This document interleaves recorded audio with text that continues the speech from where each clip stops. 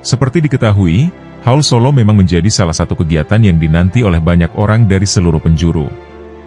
Menurut sejarahnya, haul ini pertama kali diadakan oleh Habib Alwi bin Ali bin Muhammad bin Husain Al-Habsyi, yaitu putra dari pengarang kitab Maulid Simtud Duror. Seorang waliullah tanah Jawa, yang terkenal ikut membumikan Haul Solo adalah Kiai Haji Abdul Hamid Pasuruan. Bahkan menurut cerita yang masyhur, adanya sound system di Haul Solo tempo dulu, hal tersebut adalah berkat kerja sama santri Kiai Hamid, yang membawa sound langsung dari Pasuruan. Kiai Hamid Pasuruan pernah berkata, "Datanglah haul Habib Ali bin Muhammad Al-Habsyi di Solo, insya Allah Rasulullah SAW juga akan hadir di sana." Kiai Hamid Pasuruan juga pernah berkata, "Ketika kita mau mengamalkan kitab karangan beliau, hormat haul beliau, sering tawasul beliau, maka soal rezeki akan dipermudah oleh Allah Subhanahu wa Ta'ala." Dalam video kali ini, kami akan membahas tentang kisah-kisah luar biasa yang terjadi pada saat Haul Solo. Haulnya seorang penulis kitab Simtud Duror, yang diadakan oleh anak cucu mualif, yang ada di kota Solo, Jawa Tengah. Berikut kisah-kisah selengkapnya. Diketahui, Haul Solo ini memang menyimpan banyak kisah ajaib di dalamnya. Keajaiban-keajaibannya yang tidak kita ketahui, jauh lebih banyak dari yang kita ketahui. Bahkan sebelum sampai di tempat haul saja, sudah ada yang mendapatkan keajaiban itu. Kisah ini dialami seorang juragan kaya raya dari Jawa Timur. Kala itu, karena satu dan lain hal, sebetulnya dia sedikit memaksakan diri untuk pergi mendatangi haul. Namun, takdir memanggilnya untuk berangkat juga. Di tengah perjalanan, tepatnya di tengah hutan, dia melihat ada sebuah mobil mogok karena bocor ban. Dia kemudian meminggirkan mobilnya, dan turun menolong mobil yang sedang mogok itu, yang ternyata mobil itu milik seorang Habib yang juga ingin mendatangi Haul Solo. Habib itu kemudian berkata kepadanya, "Terima kasih kamu bersedia berhenti membantu saya.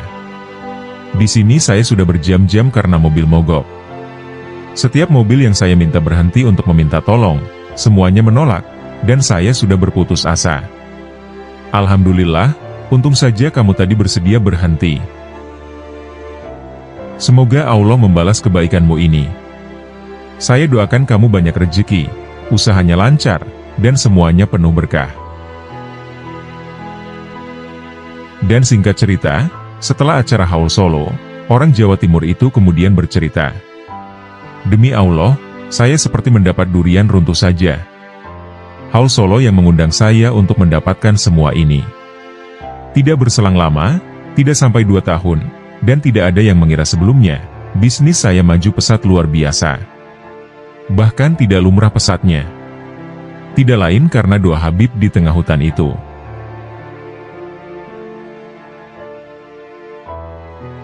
Terdapat kisah lain mengenai keberkahan dari haul Habib Ali di Solo.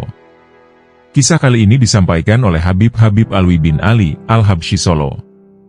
Pada zaman Habib Anis Al-Hasbi masih hidup, ada seseorang yang dikenal tak menyukai acara perayaan haul dan maulid. Orang tersebut kemudian mendatangi Habib Anis, yang diketahui merupakan cucu dari Habib Ali Al-Habsyi Sohibul Haul. Dia kemudian menasehati Habib Anis Al-Habsyi. "Hai Anis, mengapa kamu menyelenggarakan acara yang tidak ada tuntunannya, dan tidak pernah dilakukan oleh Nabi?" Kemudian Habib Anis Al-Habsyi berkata kepadanya, "Wahai saudaraku, acara haul yang akan kami selenggarakan tinggal 4 hari lagi. Bagaimana bisa kami akan membatalkannya, sedangkan tamu-tamuku yang akan datang berasal dari berbagai penjuru Indonesia, bahkan ada juga yang datang dari berbagai negara. Bahkan dari mereka sudah ada yang memesan penginapan jauh-jauh hari. Daripada kamu merisaukan acara haul yang akan datang, sebaiknya kamu menjamu tamu-tamu itu dengan cara membuka warung makan." Setelah mendengar nasihat dari Habib Anis tersebut, orang itu merasa tetap tak terima dengan adanya acara haul tersebut. Singkat cerita, entah apa yang dia pikirkan, akhirnya orang itu melakukan apa yang disarankan oleh Habib Anis Al-Habsyi, yakni dengan membuka sebuah warung makan. Pada hari pertama acara haul, sudah banyak para jamaah haul yang hadir, sehingga warung makan orang tersebut laris manis, bahkan sampai habis tak tersisa. Pada hari kedua acara haul, jamaah yang datang malah semakin banyak lagi. Dan seperti hari yang pertama, warung makannya laris manis, dagangannya tak bersisa. Hal tersebut juga terjadi pada hari ketiga, apalagi pada hari yang keempat, yang merupakan puncak acara haul. Apapun makanan yang dia jual, selalu habis dibeli para jamaah haul. Singkat cerita, setelah acara haul selesai, orang tersebut kemudian mendatangi Habib Anis Al-Habsyi. Orang tersebut kemudian menceritakan tentang jualannya pada saat haul, dan dia berkata kepada beliau, "Wahai Habib Anis, sebaiknya acara haul jangan diadakan setahun sekali, tapi kalau bisa setahun 3 kali. Soalnya semua makanan yang saya jual selalu habis, dan untungnya bisa 5 kali lipat." Dan Alhamdulillah, dengan adanya rizki dari perayaan acara haul ini, mohon doanya ya Habib, setelah ini kami sekeluarga akan berencana berangkat umroh. Itulah tadi salah satu kisah mengenai keberkahan dari acara haul Al-Habib Ali Al-Habsyi.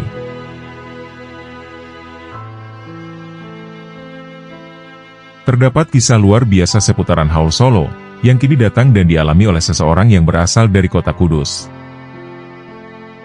Dahulu, ada seorang yang pekerjaannya serabutan. Kadang mendapatkan pekerjaan, kadang dia tidak mendapatkannya. Maka dia pun datang ke haul Solo, dengan membawa hajat dan doa. Ya Allah Tuhan kami, berkah haul, berkah Al-Habib Ali, berilah hambamu ini pekerjaan yang tetap, yang tidak pernah berhenti. Dan uniknya, saat dia baru pulang haul, dia kemudian mendapat pekerjaan menjadi satpam gudang pabrik. Seperti doanya, dia mendapat kerja yang tetap, dan tidak lagi kerja serabutan lagi. Akan tetapi sayang sekali, bagian terakhir doanya juga dikabulkan Allah, yakni kerja yang tidak pernah berhenti. Diketahui, dia menjadi satpam pabrik satu-satunya, sehingga dia tidak bisa mendapat hari libur. Pada hari Minggu pun dia tetap berangkat kerja. Dan bahkan hari raya pun, dia tetap berangkat kerja juga. Dipikir-pikir, akhirnya dia merasa susah juga. Dan jika sengaja bolos, maka ancamannya akan di-PHK. Tetapi jika tetap bekerja seperti itu, waktunya akan habis untuk jaga gudang saja. Kalau begini, aku harus bagaimana? Tanya dia kepada temannya. Gampang, kamu tahun ini kembali datang ke haul Solo, dan hapus bagian terakhir doa kamu itu, ucap temannya sambil bercanda. Kisah tadi hanya sekedar satu titik dari lautan keajaibannya. Dan setiap para pecinta Al-Habib Ali Al-Habsyi yang aktif mendatangi haul, mereka mempunyai keajaiban-keajaibannya sendiri-sendiri.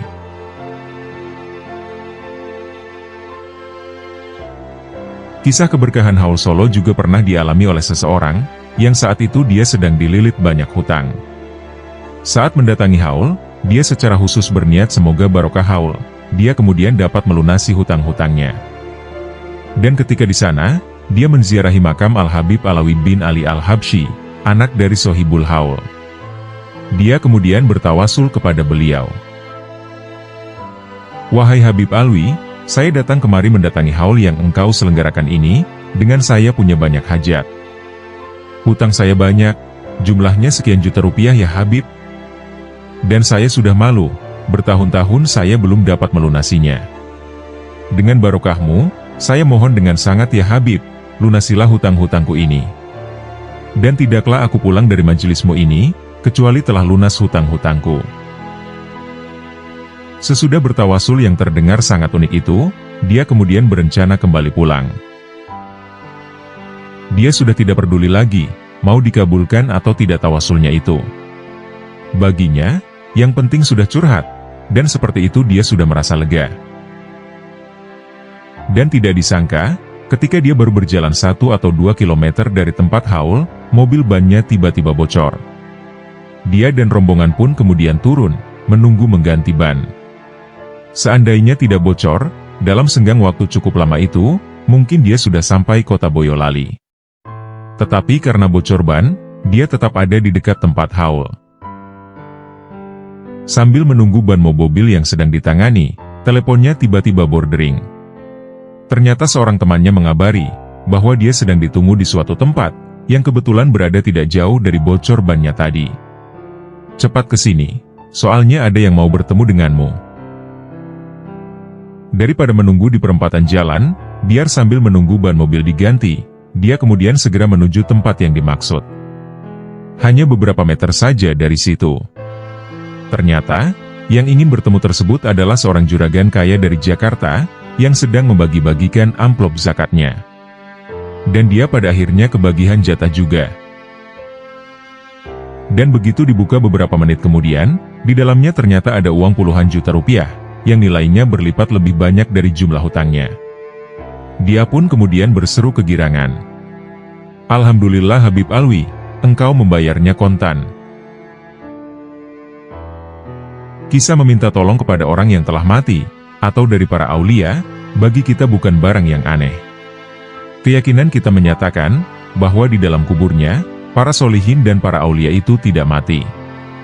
Janganlah kamu sekali-kali mengira, bahwa orang-orang yang gugur di jalan Allah itu telah mati. Yang aneh justru keyakinan saudara kita, yang malah menganggap syirik hal itu. Menurut mereka, meminta tolong kepada seseorang yang telah mati dianggap perbuatan yang konyol. Padahal, kekonyolan sejati adalah sebaliknya, ada dalam keyakinan diri mereka.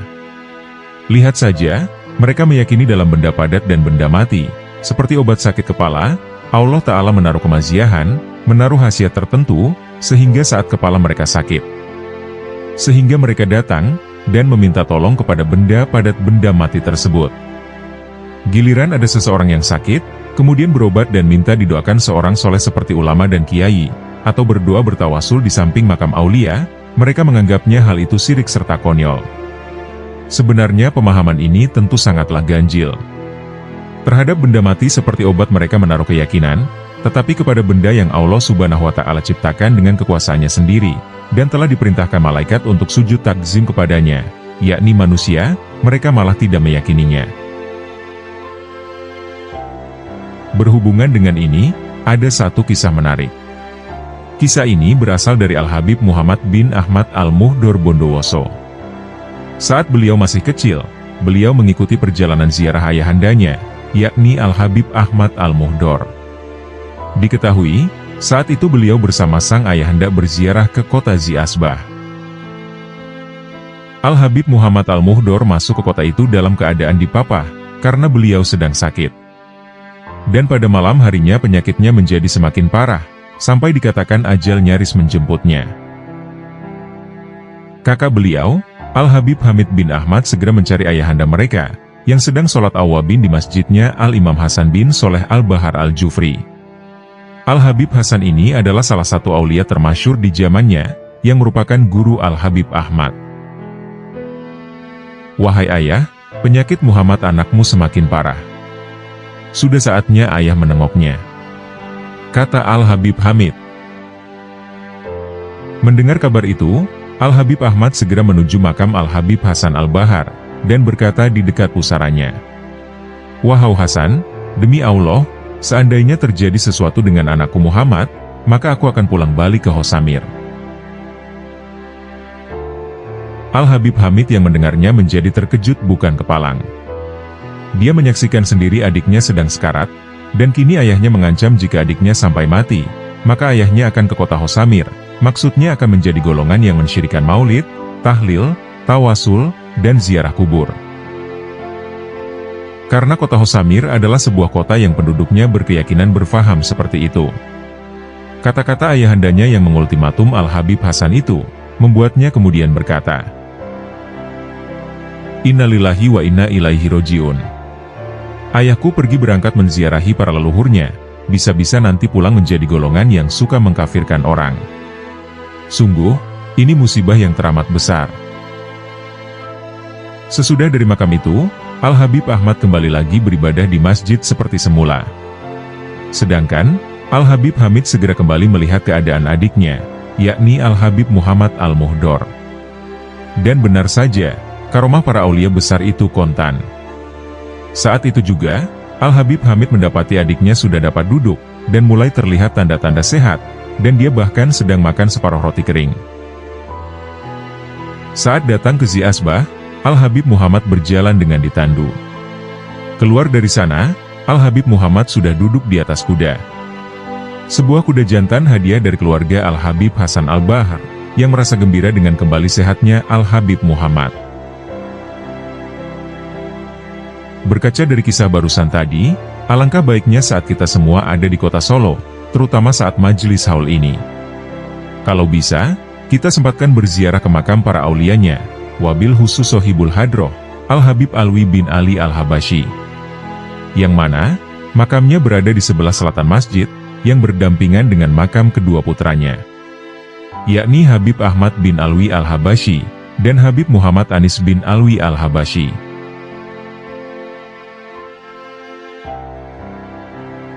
Ketika membahas mengenai haul Solo, kita tak akan bisa terlepas dari sosok Habib Alwi Al-Habsyi.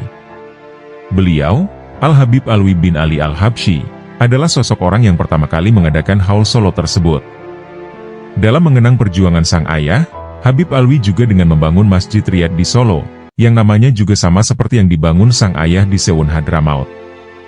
Habib Alwi juga orang yang sangat berpengaruh dalam penyebaran kitab Maulid Simtud Duror, yang merupakan karya sang ayahanda. Terdapat sebuah kisah menarik mengenai Habib Alwi Al-Habsyi dan Hadratus Yaih Kiai Haji Hashim Asy'ari, sang pendiri Nahdlatul Ulama. Al-Habib Muhammad bin Husain Al-Habsyi. Beliau adalah ayahanda Al-Habib Ali bin Muhammad Al-Habsyi, mualif Simtud Duror. Habib Muhammad Al-Habsyi adalah seorang mufti Syafi'iyah di kota Makkah, sejak tahun 1270 Hijriah, menggantikan Syekh Ahmad Dimyati yang wafat pada zaman itu. Setelah kewafatan Habib Muhammad bin Husain Al-Habsyi, jabatan mufti dipegang oleh Sayyid Ahmad Zaini Dahlan. Di antara ulama Indonesia yang sempat berguru kepada Habib Muhammad bin Husain Al-Habsyi ialah Syekh Arsyad Towil Banten, Jawa Barat. Beliau juga berguru kepada putra Habib Muhammad, yang berarti kakak dari Sohibul Maulid, yakni Al-Muhadis, Al-Habib Husain bin Muhammad bin Husain Al-Habsyi. Syekh Mahfud Termas dan Hadratus Yaih Hashim Asy'ari, beliau berdua juga pernah belajar hadis kepada Al-Muhadis, Al-Habib Husain bin Muhammad bin Husain Al-Habsyi, yaitu saudara tua Habib Ali Al-Habsyi Sohibul Maulid. Diceritakan, suatu ketika di masa hidup Habib Alwi bin Ali Al-Habsyi, putra Sohibul Maulid yang dimakamkan di Solo, beliau pernah didatangi oleh Hadratus Yaih Kiai Haji Hashim Asy'ari.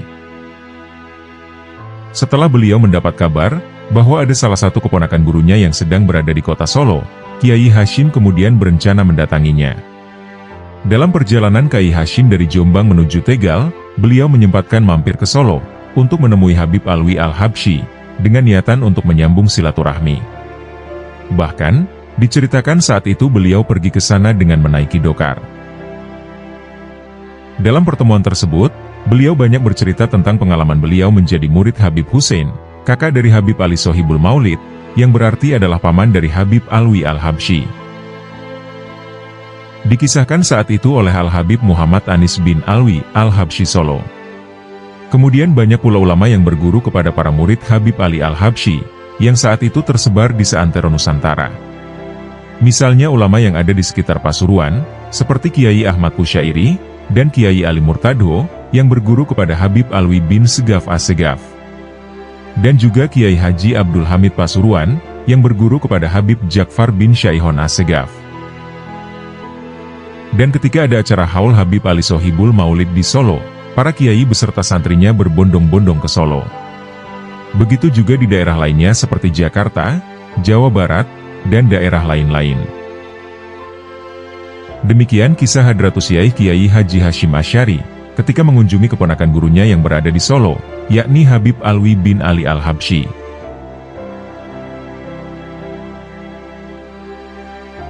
Acara haul di Solo merupakan tradisi tahunan dalam rangka memperingati wafatnya Habib Ali bin Muhammad Al-Habsyi. Habib Ali terkenal sebagai ulama besar yang memiliki akhlak mulia dan sangat dermawan. Habib Ali lahir pada tanggal 24 Syawal 1259 Hijriah, di desa Kosam Hadramaut, Yaman. Ayahnya adalah ulama besar bernama Habib Muhammad bin Husain Al-Habsyi. Sedangkan ibunya bernama Hababah Alawiyah binti Husain bin Ahmad Al-Hadi Al-Jufri. Nasab atau garis keturunan Habib Ali bersambung kepada Rasulullah Shallallahu Alaihi Wasallam melalui jalur Sayyidina Husain. Di usianya yang ke-37, Habib Ali mendirikan semacam pondok pesantren pertama di Hadramaut sebagai tempat menuntut ilmu. Habib Ali wafat pada tahun 1330 Hijriah, atau tahun 1913 Masehi, dan dimakamkan di Hadramaut, Yaman. Semasa hidupnya, Habib Ali menulis kitab Maulid Simtud Duror, yang sangat populer di kalangan umat Islam, terutama di Indonesia. Kitab Simtud Duror berisi sejarah dan segala hal yang berkaitan dengan Nabi Muhammad SAW, termasuk sifat-sifat mulia Rasulullah. Saking populernya, kitab ini sering dibaca melalui berbagai majelis Maulid Nabi. Sebagai orang yang soleh, Habib Ali menghabiskan hidup untuk berdakwah, mengikuti, serta mengamalkan ajaran Nabi Muhammad SAW. Beliau juga berusaha memberikan kemaslahatan bagi seluruh umat Islam.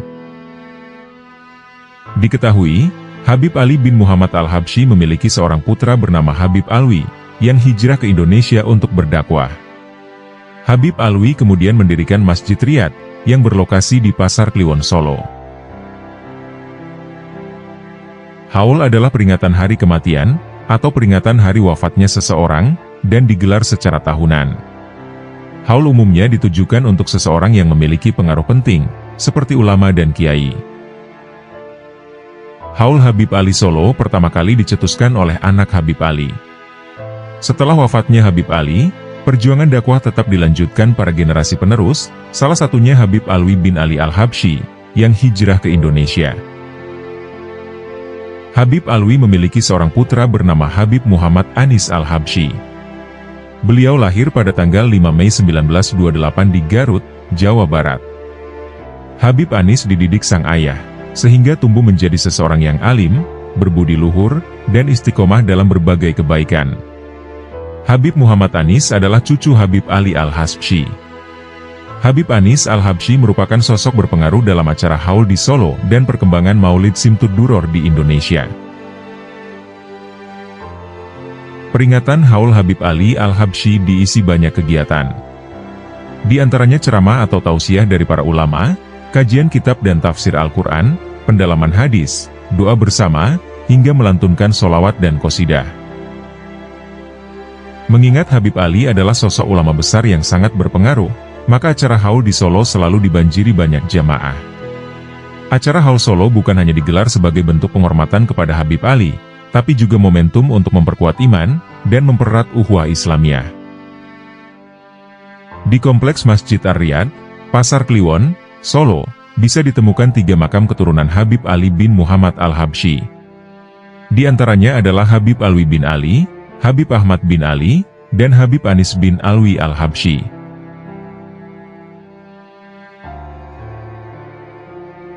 Berikut ini adalah nasihat mutiara dari Al-Habib Ali bin Muhammad Al-Habsyi.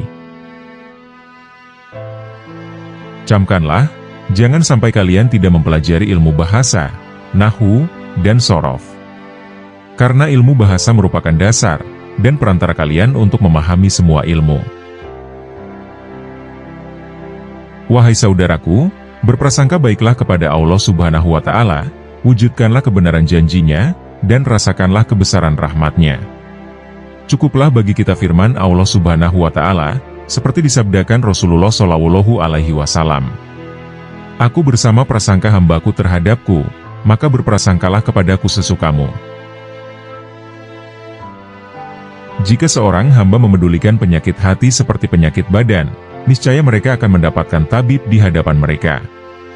Akan tetapi, sedikit sekali yang membahas masalah ini, karena mereka telah dikuasai nafsu dan akal. Jika tak ada ketamakan, dan tak ada satu makhluk pun keluar dari lingkaran jejak Nabi Shallallahu Alaihi Wasallam, maka tidak akan ada manusia mengejar dunia yang fana ini, atau berpaling dari kebahagiaan akhirat yang kekal. Tak ada derajat yang lebih tinggi daripada prasangka baik. Karena di dalam prasangka baik, terdapat keselamatan dan keberuntungan.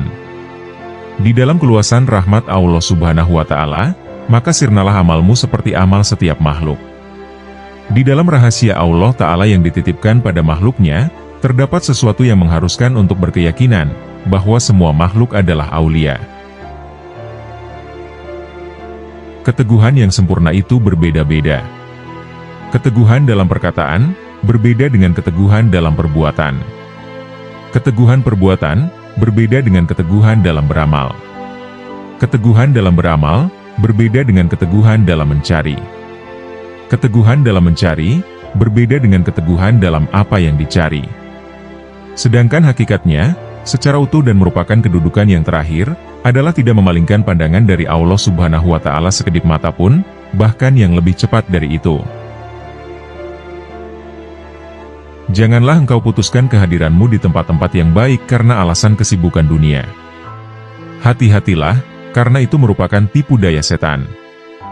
Hadirkanlah Allah Subhanahu wa Ta'ala ketika sendirian. Sembahlah Dia, seakan melihatnya, dan jika tidak melihatnya, sesungguhnya Dia melihatmu. Tutuplah mata dari perhiasan dunia, dan segala kenikmatan fana yang dimiliki budak-budaknya, serta kenikmatan yang akan terputus.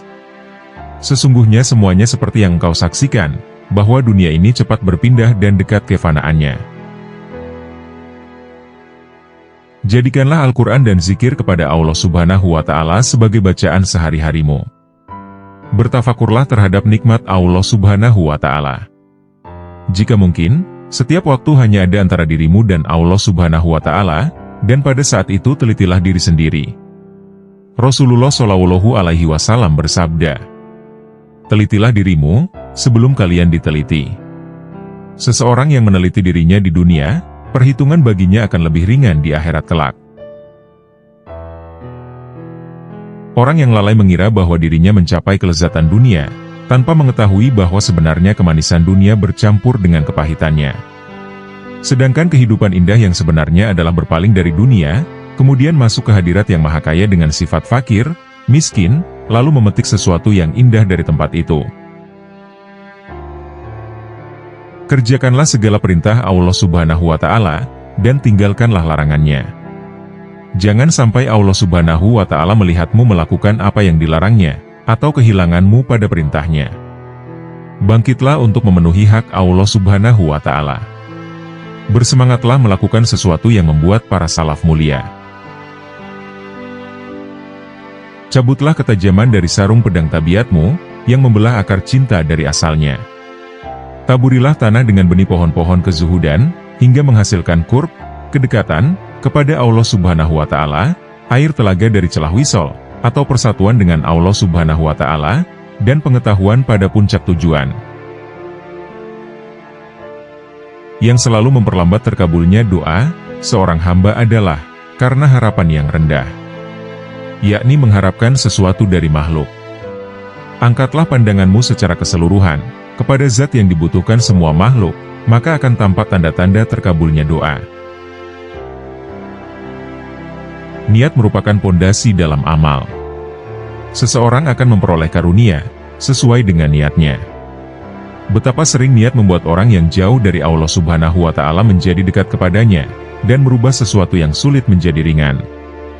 Oleh karena itu, dalam setiap perbuatan, ucapan dan amalnya seorang mukmin, hendaknya menerapkan niat yang baik.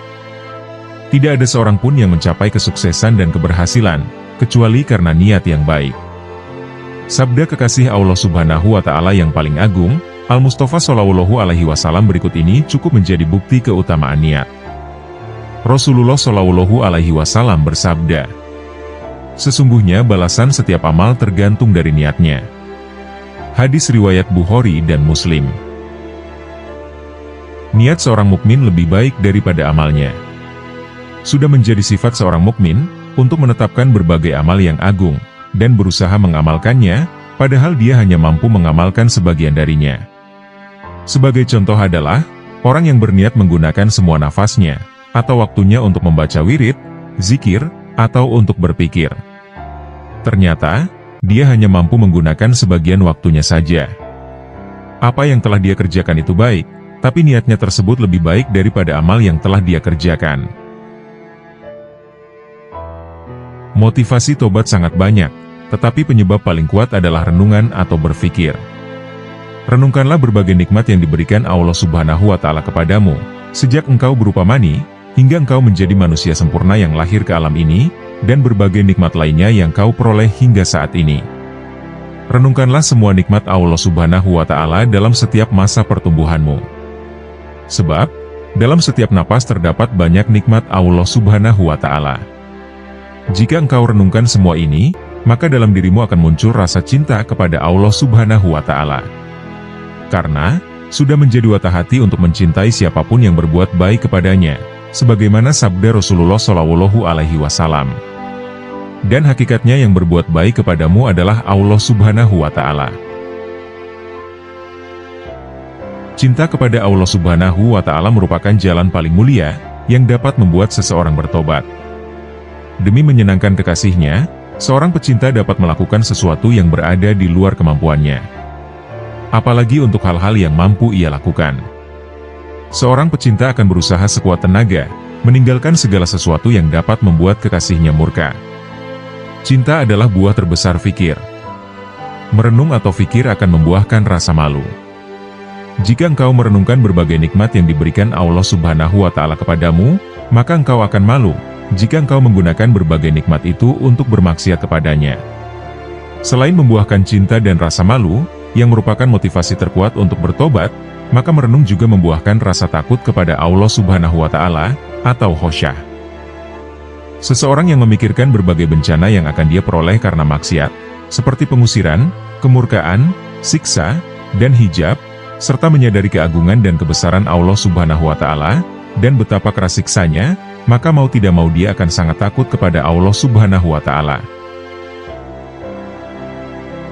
Dan berikut ini adalah petikan salah satu sholawat Al-Habib Ali, yang ada dalam Hizib Hari Kamis, dalam kitab Lataiful Arsyah. Sholawat dan salam dari Allah semoga tercurah kepada yang termulia dari sekian nabi-nabinya, Muhammad ibni Abdillah, dan kepada keluarganya, sahabatnya, dan orang-orang yang mengasihinya. Ya Allah, semoga sholawat dan salam terlimpahkan kepada junjunganku Muhammad, sang imam dari orang-orang paripurna. Dan semoga terlimpahkan kepada keluarganya, kepada para sahabatnya, yang selalu mengikuti jejaknya di setiap keadaan.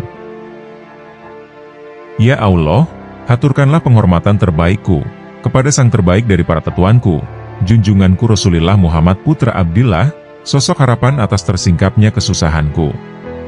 Dan sampaikan kepada keluarganya, sahabatnya, seluruh ucapan salamku ini. Semoga rahmat dan keselamatan dari Allah tercurah untuk sebaik-baik makhluknya.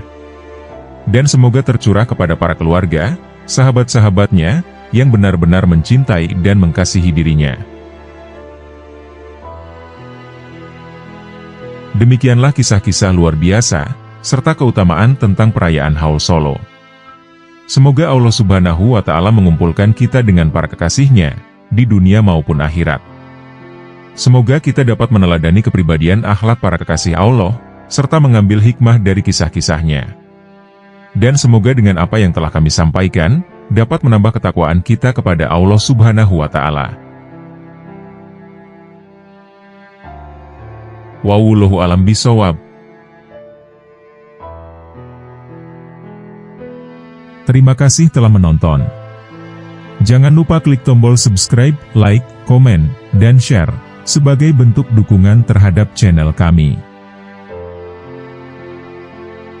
Wassalamualaikum warahmatullahi wabarakatuh.